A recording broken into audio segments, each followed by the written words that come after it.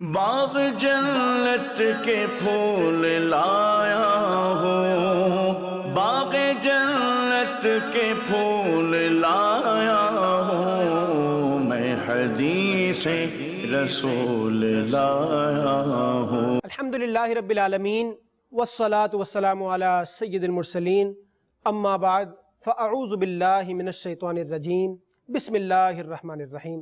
پڑھیے الصلاة والسلام علیک یا رسول اللہ وعلی آلک واصحابک یا حبیب اللہ، الصلاة والسلام علیک یا نبی اللہ وعلی آلک واصحابک یا نور اللہ۔ مدنی چینل کے ناظرین، آپ دنیا میں جہاں کہیں بھی موجود ہیں اور یہ سلسلہ ملاحظہ فرما رہے ہیں، میں آپ سبھی کو سلسلہ قصص الحدیث کے اندر خوش آمدید، مرحبا، ویلکم کہتا ہوں۔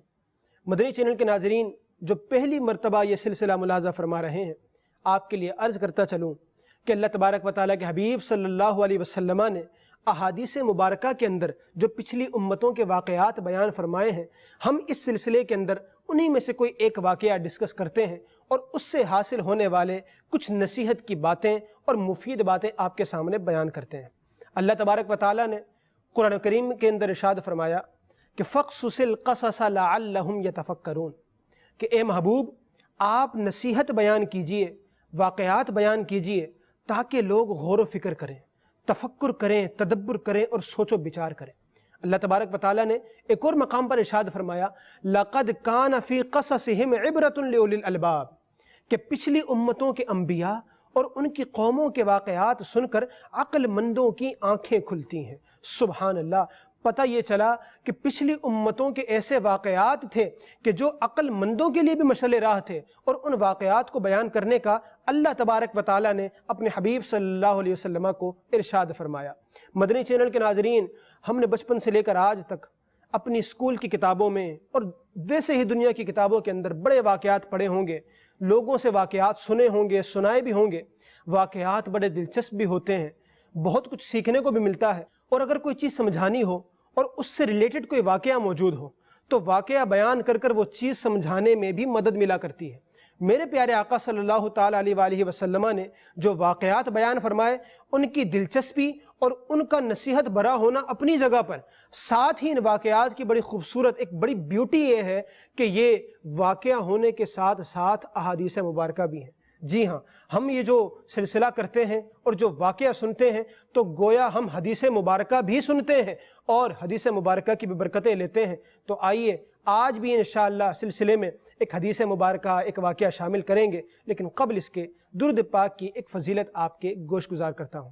اللہ تبارک و تعالیٰ کے حبیب مدینہ والے مصطفیٰ صلی اللہ تعالیٰ علیہ وآلہ وسلم نے ارشاد فرمایا، جو مجھ پر ایک مرتبہ درود پاک پڑھتا ہے اللہ تبارک و تعالیٰ اس پر 10 رحمتیں نازل فرماتا ہے، اور جو مجھ پر 10 مرتبہ درود پاک پڑھتا ہے اللہ تبارک و تعالیٰ اس پر 100 رحمتیں نازل فرماتا ہے، اور جو مجھ پر 100 مرتبہ درود پاک پڑھتا ہے اللہ تبارک و تعالیٰ اس پر 1000 رحمتیں نازل فرماتا ہے، اور اس کی آنکھوں کے درمیان لکھ دیا جاتا ہے کہ یہ بندہ نفاق اور جہنم کی آگ سے آزاد ہے۔ اللہ اکبر۔ مدنی چینل کے ناظرین، یقیناً میں اور آپ جہنم سے آزادی چاہتے ہیں، اخلاص چاہتے ہیں، منافقت سے چھٹکارا چاہتے ہیں، تو ہمیں وظیفہ مل چکا ہے، ہم نے درود پاک کی کثرت کرنی ہے۔ ایک بار درود پڑھیں، 10 ٹائمز ملٹیپلائی ہو کر اللہ تبارک و تعالیٰ کی رحمت ہماری طرف متوجہ ہوتی ہے۔ اس سے بہتر وظیفہ کیا ہوگا؟ ہر درد کی دوا ہے صلی علی محمد، تعویذ ہر بلا ہے صلی علی محمد۔ اللہ تبارک و تعالیٰ کی طرف سے رحمتیں حاصل کرنی ہو یا اپنی مشکلات کا حل چاہنا ہو، آسانی چاہنی ہو، تو ہمیں درود پڑھنا چاہیے۔ اللہ کریم ہم مسلمانوں کو درود خوانی کی کثرت کرنے کی توفیق عطا فرمائے۔ آئیے شوق و محبت کے ساتھ درود پاک پڑھ لیجئے۔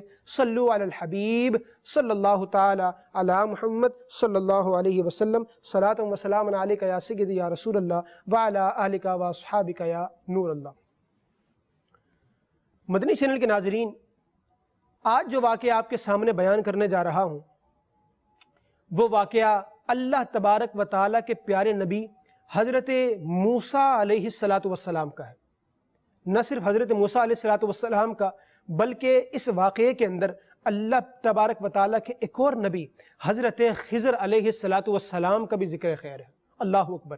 ایسا واقعہ کہ جس کے اندر 2 نبیوں کی ملاقات کا ذکر ہے، ملاقات کے احوال ہیں، اور ان کی ملاقات سے ہم نے کیا سیکھا انشاءاللہ اس کا بھی بیان ہے۔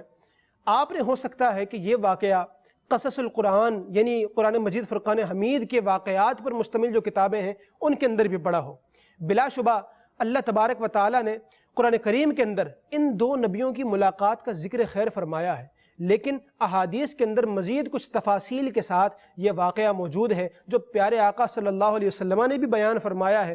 تو انشاءاللہ آج قصص الحدیث کے عنوان سے یہ واقعہ ہم سنیں گے اور اس واقعے سے ہمیں کیا سیکھنے کو ملتا ہے انشاءاللہ وہ بھی ڈسکس کیا جائے گا۔ اللہ تبارک و تعالیٰ کے نبی حضرت موسیٰ علیہ السلام نے ایک مرتبہ لوگوں کے درمیان بیان فرمایا۔ آپ کے پاس پھر ایک شخص آیا اور اس نے عرض کی کہ یا نبی اللہ، اے اللہ کے نبی، کیا روئے زمین پر اس وقت کوئی ایسا شخص موجود ہے جو آپ سے بڑھ کر عالم ہو، آپ سے زیادہ علم رکھنے والا ہو؟ اللہ اکبر۔ حضرت موسیٰ علیہ السلام نے جواب دیا کہ مجھ سے بڑھ کر علم والا اس وقت اس روئے زمین پر کوئی موجود نہیں ہے۔ اللہ اکبر۔ اب وہ جو شخص تھا وہ تو یہ جواب سن کر چلا گیا، لیکن اللہ تبارک و تعالیٰ نے آپ علیہ السلام کی طرف وحی فرمائی کہ تم فلاں مقام پر سفر کر کے جاؤ، وہاں پر ایک ایسا شخص موجود ہے جو تم سے زیادہ علم والا ہے۔ اب آپ یہ دیکھیے کہ حضرت موسیٰ علیہ السلام نے جب یہ سنا کہ روئے زمین پر ایسا بھی کوئی شخص موجود ہے جو ان سے زیادہ علم رکھتا ہے، آپ نے اس کی طرف رخت سفر باندھ لیا۔ آپ اس شخص سے ملاقات کرنے کے لیے گئے، اور یہ شخص کوئی اور نہیں اللہ تبارک و تعالیٰ کے نبی حضرت خضر علیہ السلام تھے۔ اللہ اکبر۔ اللہ تبارک و تعالیٰ نے آپ کے لیے نشانی یہ بیان فرمائی کہ جب تم سفر کر کے فلاں جگہ پر پہنچو گے تو ایک مقام پر تمہارے پاس موجود جو مچھلی ہے، بھونی ہوئی مچھلی جسے پکا لیا گیا ہے، کھانے کے لیے تیار کر لیا گیا ہے، یہ ایک پانی کے اندر چلی جائے گی، سمندر میں چلی جائے گی، تو وہیں پر تمہاری ملاقات حضرت خضر سے ہو جائے گی۔ حضرت موسیٰ علیہ السلام نے اپنے ایک ساتھی کو ساتھ لیا، حضرت یوشع بن نون کو، اور سفر پر روانہ ہو گئے۔ آپ کے ہمراہ سفر کے اندر ایک بھونی ہوئی مچھلی تھی جس پر نمک وغیرہ لگا ہوا تھا کہ کھانے کے لیے وہ کام آئے گی۔ اللہ اکبر۔ اب اللہ کے نبی اپنے ساتھی کے ساتھ سفر پر ہیں، سفر کرتے کرتے وہ ایک جگہ پہنچے، آپ نے وہاں پر کچھ دیر قیام فرمایا اور کھانے کے لیے وہ مچھلی نکالی گئی۔ اس مچھلی کو کھایا گیا جتنا دونوں حضرات نے کھایا، باقی وہ بھونی ہوئی مچھلی اس کا ایک حصہ وہ پورا باقی بچ گیا۔ آپ نے اسے واپس رکھ دیا کہ اگلے وقت کام آ جائے گی۔ اس کے بعد آپ آرام کرنے لگ گئے۔ آپ کے ساتھی حضرت یوشع بن نون، اللہ اکبر، آپ کی بھی کیا شان تھی، آپ وہیں پر جو سمندر کا کنارہ تھا آپ وہیں پر وضو کرنے لگے۔ آپ کے وضو کرنے کے دوران آپ کے وضو کے پانی کے چند قطرے وہ جو سامان میں موجود بھنی ہوئی مچھلی تھی جس میں سے کچھ کھا بھی لیا گیا تھا، اس مچھلی پر وہ چند قطرے پڑے۔ اور اللہ کی قدرت دیکھیے کہ ایک اللہ کے نیک بندے کے وضو کے پانی کے قطرے اس بھنی ہوئی مچھلی جس کو تھوڑا کھا بھی لیا گیا ہے اس پر جیسے ہی پڑے وہ مچھلی زندہ ہوئی، اور وہیں پر اس نے پانی کے اندر چھلانگ ماری، اور جیسے ہی اس نے پانی کے اندر چھلانگ ماری پانی ہٹ گیا اور گویا ایک محراب کسی وہاں پر جگہ بن گئی۔ حضرت یوشع بن نون کو بڑا تعجب ہوا، یہ کیا ماجرا ہوا؟ خیر آپ نے یہ بات حضرت موسیٰ سے ذکر نہیں کی اور آپ بھول گئے۔ پھر حضرت موسیٰ علیہ السلام نے آگے رکھتے سفر باندھا اور یہ حضرات آگے چلے گئے۔ اللہ تبارک و تعالیٰ نے فرمایا تھا کہ جہاں پر یہ مچھلی سمندر میں چلی جائے گی وہیں پر حضرت خضر سے ملاقات ہونی ہے۔ ابھی حضرت موسیٰ آگے جب نکلے سفر پر، میرے پیارے آقا صلی اللہ علیہ وسلم ارشاد فرماتے ہیں کہ پہلے جو سفر کرتے آ رہے تھے نہ اس میں اتنا بھوک نے ستایا تھا، نہ اتنی سفر میں مشقت ہوئی تھی، چونکہ وہ ایک راہ علم تھی، ایک اللہ کے نبی سے ملاقات کا سفر تھا۔ اب چونکہ اپنی مطلوبہ منزل سے آگے کو سفر پہنچ گیا، اب حضرت موسیٰ علیہ السلام کو سفر میں مشکل بھی پیش آ رہی ہے، تھکاوٹ بھی زیادہ محسوس ہو رہی ہے، بھوک بھی لگ رہی ہے۔ آپ نے اپنے ساتھی سے ایک جگہ پر پہنچ کر کہا کہ جناب اب لاؤ وہ کھانا جو بچ گیا تھا تاکہ وہ ہم کھانا کھائیں۔ اب حضرت یوشع بن نون کو یاد آیا اور وہ بڑے پریشان ہوئے کہ یہ تو اللہ تبارک و تعالیٰ کی طرف سے ہمیں نشانی بتائی گئی تھی اور وہ تو فلاں مقام پر ہو گئی تھی، ہم تو آگے نکل آئے۔ اللہ اکبر۔ آپ کہنے لگے کہ یہ مجھے شیطان نے بھلا دیا۔ آپ نے پھر بتایا کہ جس مقام پر ہم نے تھوڑی دیر کے لیے قیام کیا تھا وہاں پر اس طرح کا واقعہ ہوا تھا اور مچھلی زندہ ہو کر دوبارہ پانی کے اندر چلی گئی تھی۔ حضرت موسیٰ علیہ السلام اب دوبارہ نکلے کہ ڈھونڈتے ڈھونڈتے ابھی دوبارہ اسی مقام پر پہنچے، اور آپ نے کہا کہ کچھ بھی ہو میں نے اس جگہ تک پہنچنا ضرور ہے۔ حضرت موسیٰ علیہ السلام اپنے ساتھی کے ساتھ دوبارہ اس جگہ پر پہنچے تو وہاں پر آپ کو حضرت خضر علیہ السلام سے آپ کی ملاقات ہوئی۔ اللہ اکبر۔ حضرت خضر کے پاس جب آپ پہنچے، آپ نے ان سے ملاقات کی اور بتایا کہ میں موسیٰ ہوں۔ تو حضرت خضر علیہ السلام آپ سے پوچھنے لگے کہ آپ وہی بنی اسرائیل والے موسیٰ بن عمران ہیں؟ تو آپ نے فرمایا کہ ہاں میں وہی موسیٰ ہوں، اللہ کا نبی ہوں۔ اب حضرت موسیٰ علیہ السلام نے ان کے پاس آنے کا مقصد بیان کیا اور کہنے لگے کہ میں آپ کے پاس اس لیے آیا ہوں کہ جو علم آپ کے پاس ہے وہ میں سیکھ سکوں، اور کچھ باتیں جو آپ کو پتہ ہیں وہ میرے علم میں آ جائیں۔ حضرت خضر علیہ السلام نے آپ سے فرمایا کہ آپ میرے ساتھ رہنے کی بات کر رہے ہیں، ٹائم اسپینڈ کرنے کی بات کر رہے ہیں، لیکن آپ میرے ساتھ رہ کر صبر نہیں کر سکیں گے۔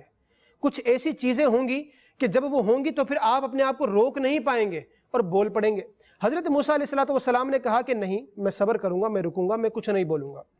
خیر، ان دونوں حضرات کا پھر سفر ہوا، اور وہ سفر کیا تھا؟ ایک کشتی آپ نے کرائے پر لی اور اس کشتی میں سوار ہو گئے۔ لوگوں نے جو اس کشتی کے مالکان تھے وہ حضرت خضر کو جانتے بھی تھے، تو انہوں نے کیا کیا؟ آپ سے کوئی کرایہ نہیں لیا، جانتے تھے تو جناب جان پہچان ہے تو بیٹھے رہے، سفر ہوتا رہا۔ حضرت خضر علیہ السلام نے اس کشتی میں بیٹھنے کے دوران کشتی کا ایک پھٹا جو تھا وہ اکھیڑ دیا۔ اب لوگ سمجھ سکتے ہیں کہ کشتی ہو اور اس کا ایک پھٹا اکھیڑ دیا جائے تو ظاہر سی بات ہے یہ کشتی میں ایک عیب پیدا ہو جائے گا اور کشتی کی ایک کمزور بات بن جائے گی۔ ظاہر سی بات ہے اب کشتی میں وہ مضبوطی بھی نہیں رہے گی۔ حضرت موسیٰ علیہ السلام نے جب یہ دیکھا کہ غریب لوگ ہیں اور کشتی چلا کر اس میں سواریوں کو پہنچا کر اپنا گزر بسر کرتے ہیں، آپ نے جناب اس کا پھٹا توڑ دیا۔ حضرت موسیٰ سے رہا نہ گیا اور آپ بول پڑے کہ آپ نے جناب پھٹا توڑ دیا، آپ کیا کشتی والوں کو ڈبونا چاہتے ہیں؟ حضرت خضر علیہ السلام نے فرمایا میں نے آپ سے کہا نہیں تھا کہ آپ صبر نہیں کر سکیں گے؟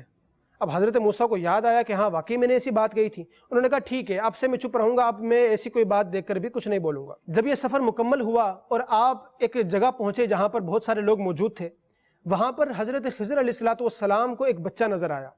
وہ لڑکا تھا، بڑا خوبصورت لڑکا تھا اور بچوں کے ساتھ کھیل رہا تھا۔ حضرت خضر علیہ السلام نے اس لڑکے کو پکڑا اور مدنی چینل کے ناظرین اسے مار دیا۔ آپ سمجھ سکتے ہیں کہ کوئی بھی انسان، وہ بھی کوئی لڑکا، کوئی بچہ جو کھیل رہا ہو، بڑا خوش و خرم پھر رہا ہو، بڑا خوبصورت بچہ ہو، اس کے ساتھ کوئی شخص اس طرح کا معاملہ کر دے، کون انسان چپ رہے گا؟ حضرت موسیٰ علیہ السلام فوراً بول پڑے کہ تم نے یہ ظلم کیا اور اس طرح کسی جان کو قتل کر دیا، اس نے تو کوئی قصور کیا بھی نہیں تھا۔ اب حضرت خضر علیہ السلام فرمانے لگے کہ میں نے آپ سے نہیں کہا تھا کہ آپ چپ نہیں رہ سکیں گے، آپ صبر نہیں کر سکیں گے؟ حضرت موسیٰ علیہ السلام نے کہا کہ اب یہ آخری بار تھا، اب اگر میں اس طرح کی کوئی بات دیکھ کر بول پڑوں تو پھر ٹھیک ہے، ہمارا سفر ختم ہو جائے گا۔ آگے سفر ہوا، ایک قوم میں پہنچے اور اس قبیلے میں جب آپ گئے تو ان قبیلے والوں نے آپ دونوں حضرات کی مہمان نوازی نہیں کی، اور ظاہر سی بات ہے کہ تھکا ماندہ مسافر کسی قبیلے میں آ جائے اور وہ قبیلے والے اس کی مہمان نوازی نہ کریں، انسان کو اچھا فیل نہیں ہوتا، انسان اس چیز کو محسوس کرتا ہے کہ میری مہمان نوازی نہیں کی گئی۔ حضرت موسیٰ علیہ السلام نے بھی اس چیز کو محسوس کیا۔ اس قبیلے کے اندر ایک دیوار تھی جو گرنے والی تھی، شکستہ دیوار تھی۔ حضرت خضر علیہ السلام نے وہ جو دیوار گرنے والی تھی اس کو دوبارہ تعمیر کر دیا اور دوبارہ اس کو صحیح درست فرما دیا۔ حضرت موسیٰ علیہ السلام نے جب یہ معاملہ دیکھا تو آپ نے کہا کہ ایک ایسی دیوار جو گرنے والی تھی، آپ کو کسی نے کہا بھی نہیں اور آپ نے اسے دوبارہ تعمیر کر کے کوئی پیسے بھی نہیں مانگے، اور ان قبیلے والوں کا حال یہ ہے کہ انہوں نے ہماری مہمان نوازی بھی نہیں کی، پھر بھی آپ نے ان کے ساتھ احسان کیا، یہ کہاں کی بات ہوئی؟ حضرت خضر علیہ السلام نے کہا کہ اب آپ کا اور میرا سفر ختم ہو گیا، کیونکہ اب آپ دوبارہ بول پڑے ہیں۔ اب میں آپ کو بیان کر دیتا ہوں کہ یہ جو 3 کام میں نے کیے ان کے پیچھے حکمت کیا تھی۔ اللہ اکبر۔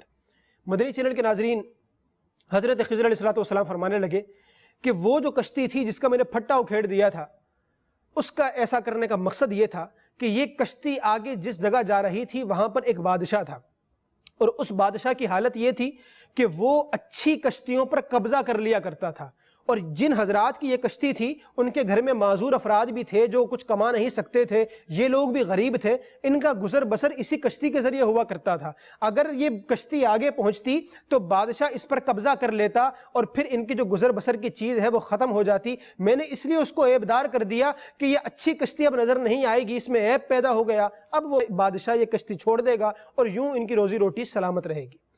دوسرا، وہ جو بچہ جس کو میں نے مارا، قتل کر دیا، آپ نے فرمایا کہ وہ جو بچہ تھا وہ پیدائشی غیر مسلم تھا، اگر وہ زندہ رہتا تو چونکہ یہ خوبصورت تھا، ماں باپ کی آنکھوں کا لاڈلا تھا، تو یہ ماں باپ اس کی محبت میں کفر میں مبتلا ہو جاتے اور وہ جناب مومن نہیں رہتے، تو یہ بہت بڑا نقصان ہوتا۔ اللہ تبارک و تعالیٰ نے اس لیے حکم فرمایا کہ اس لڑکے کو قتل کر دیا جائے۔ اب اگر اس کے ماں باپ صبر کریں گے تو اللہ تبارک و تعالیٰ انہیں نیک صالح اولاد عطا فرمائے گا۔ تیسری چیز جو آپ نے دیکھی کہ دیوار ٹوٹنے والی تھی، اس کو میں نے دوبارہ درست کر دیا، حالانکہ قبیلے والوں نے کوئی مہمان نوازی بھی نہیں کی تھی۔ آپ فرماتے ہیں اس سب کی وجہ یہ تھی دراصل کہ اس دیوار کے نیچے 2 یتیم بچوں کا خزانہ، ان کا مال چھپا ہوا ہے کہ جو ظاہر ہے ان کے لیے ہے اور ان کے لیے امانت کے طور پر یہاں رکھا گیا ہے۔ اگر یہ دیوار گر جاتی، وہ خزانہ، وہ مال لوگوں کے سامنے ظاہر ہو جاتا تو جو لوگ تھے وہ اس مال پر قبضہ کر لیتے۔ اب ظاہر سی بات ہے یتیم بچے ہیں، ابھی تو ان کو مال برتنے کا نہیں پتا، لیکن جب بڑے ہوں گے تو غربت کا عالم ہے، افلاس کا عالم ہے، تو یہ مال ان کے کام آئے گا۔ اگر لوگ ابھی سے قبضہ کر لیتے تو بعد میں ان کو کیا ملتا؟ اس لیے میں نے اللہ کے حکم سے وہ دیوار درست کر دی تاکہ ان کا یہ مال سلامت رہے اور جب بڑے ہوں تو پھر یہ اپنا مال نکال لیں۔ اللہ اکبر۔ مدنی چینل کے ناظرین، میرے پیارے آقا صلی اللہ علیہ وسلم فرماتے ہیں اگر موسیٰ علیہ السلام صبر کر لیتے تو اللہ تبارک و تعالیٰ اور ایسی قدرت کی نشانیاں دکھا دیتا کہ جو بعد میں ہمیں بھی پتہ چل جاتی۔ اور میرے آقا صلی اللہ علیہ وسلم نے حسرت بھی فرمائی کہ کاش حضرت موسیٰ علیہ السلام صبر کرتے تاکہ ہمیں مزید واقعات پتہ چلتے اور ان سے ہمیں کچھ سیکھنے کو ملتا۔ اللہ اکبر۔ مدنی چینل کے ناظرین، یہاں کچھ باتیں بڑی غور کرنے کی ہیں۔ پہلی بات تو یہ کہ حضرت موسیٰ علیہ السلام کو جب پتا چلا کہ مجھ سے بھی زیادہ علم والا موجود ہے، آپ باقاعدہ سفر کر کے اس کے پاس گئے اور آپ نے کہا کہ اپنے علم میں اضافہ کروں، اس شخص کو جو علم حاصل ہے میں اس میں سے بھی اپنا حصہ کچھ بناؤں اور مجھے علم زیادہ حاصل ہو۔ پتہ یہ چلا کہ حصول علم کے لیے سفر کرنا چاہیے اور انسان کو علم دین حاصل کرنے کی کوشش میں لگے رہنا چاہیے۔ دوسری بات یہ کہ آپ نے سنا کہ ایک مچھلی تھی جو بھنی ہوئی تھی اور اس کو کچھ کھا بھی لیا گیا تھا۔ وہ بھنی ہوئی مچھلی جب اس پر اللہ کے ایک نیک بندے کے وضو کے قطرات پڑے تو وہ مچھلی زندہ ہو گئی۔ اللہ اکبر۔ اور سمندر میں چلی گئی۔ قرآن مجید فرقان حمید میں یہ بات بیان کرنے کے بعد فرمایا گیا عجبا، یہ بڑے اچنبے کی بات ہے، بڑی تعجب والی بات ہے۔ ظاہر سی بات ہے کہ ایک مچھلی، اس کا جب وہ مردہ ہو چکی، پکا لیا گیا، بھون لیا گیا، ایون کہ کھا بھی لیا گیا، اب جو بچی کچی مچھلی ہے اس کا وضو کے قطرات لگنا اور پھر اس کا جناب سمندر میں واپس چلے جانا، یہ اللہ تبارک و تعالیٰ کی قدرت کا مظہر ہے۔ پتہ یہ چلا کہ اللہ کے بندوں میں اتنی طاقت ہوتی ہے، ان کے وضو کے قطرات میں بھی ایسی طاقت ہوتی ہے، اگر وہ کسی بے جان چیز پر پڑ جائیں تو اس میں بھی جان ڈال دیتے ہیں۔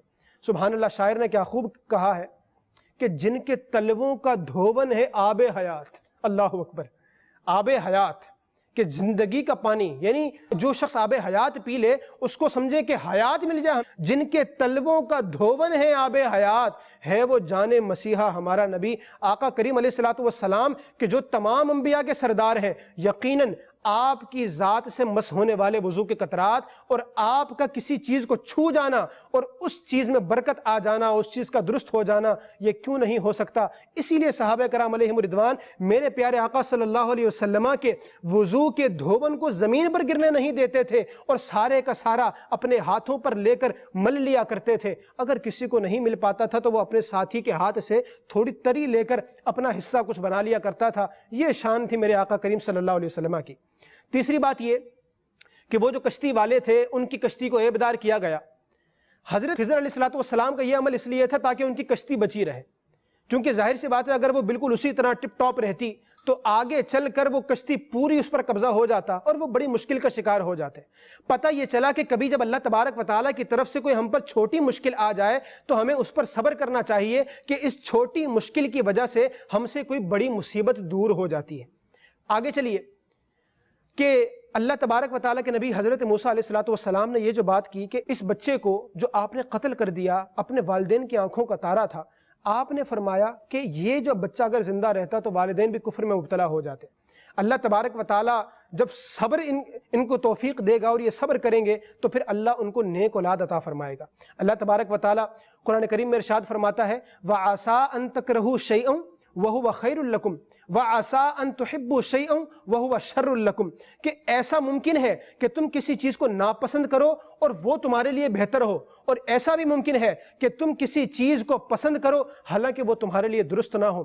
بظاہر دیکھنے میں یہ محسوس ہوتا ہے کہ اس بچے کا قتل ہو جانا یقیناً اپنے والدین کے لیے بڑی مصیبت کا، بڑے رنج و غم کا باعث ہوگا، لیکن اگر صبر کیا جائے گا، یقیناً ہر انسان نے دنیا سے جانا ہے، تو اگر ہمارا کوئی عزیز دنیا سے چلا جائے، بیٹا ہو، والدین ہو، تو ہمیں صبر کرنا چاہیے کہ ان دی اینڈ ہر شخص کو اس دنیا سے چلے جانا ہے، رہنے والی ذات تو اللہ تبارک و تعالیٰ کی ہے، ہمیں واویلا نہیں کرنا، ہمیں صبر کے موقع ضائع نہیں کرنے بلکہ ثواب کمانا ہے۔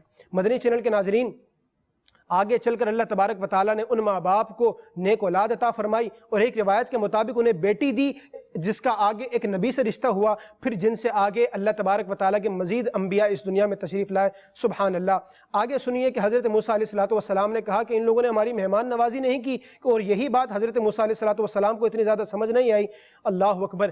حضرت موسیٰ علیہ السلام کے اس فرمان سے پتہ چلتا ہے کہ اگر کوئی بھوکے آ جائیں، کوئی ایسے مسافر ہوں تو ان کی مہمان نوازی ضرور کرنی چاہیے، ورنہ یہ چیز ایٹیکیٹس کی بھی خلاف ہے اور اسلامی تعلیمات کے بھی خلاف ہے۔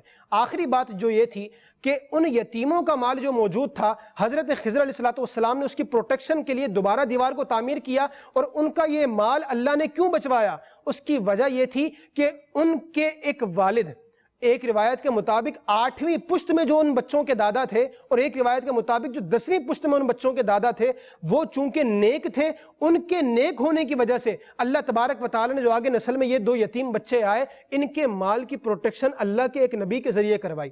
پتہ یہ چلا کہ ایک تو یتیموں کے ساتھ حسن سلوک کرنا ہے، یتیموں کے ساتھ شفقت اور مہربانی کا معاملہ کرنا ہے، دوسرا یتیموں کا مال نہیں کھانا۔ اللہ تبارک و تعالی نے قرآن مجید میں بھی اس کو منع فرمایا ہے، اور یتیموں کا مال کھانا بلکہ کسی مسلمان کا بھی مال ظلمن کھانا اور ناحق کھانا، اسلام اس کی اجازت نہیں دیتا۔ مدنی چینل کے ناظرین، آپ نے یہ جو واقعہ سماعت فرمایا، میں آپ سب کو مشورہ دوں گا، میرے اس مشورے کو قبول کیجئے گا۔ دعوت اسلامی کے اشاعتی ادارے مکتبۃ المدینہ کی 2 کتابیں، نمبر 1 صراط الجنان فی تفسیر القرآن، اور دوسری عجائب القرآن۔ ان دونوں کتابوں کے اندر صراط الجنان کی 5ویں جلد 5th والیوم کے اندر آخر میں، اور 6th والیوم کے شروع کے کچھ حصے کے اندر یہ واقعہ آیتوں کی صورت میں مذکور ہے، اور وہاں پر بڑے زبردست مدنی پھول مفتی صاحب نے بیان کیے ہیں۔ اسی طرح عجائب القرآن کتاب کے اندر جو قرآن مجید فرقان حمید کے واقعات پر مشتمل کتاب ہے، اس کے اندر بھی یہ واقعہ ذکر ہے، اور وہاں پر بھی بڑی زبردست قسم کی باتیں موجود ہیں۔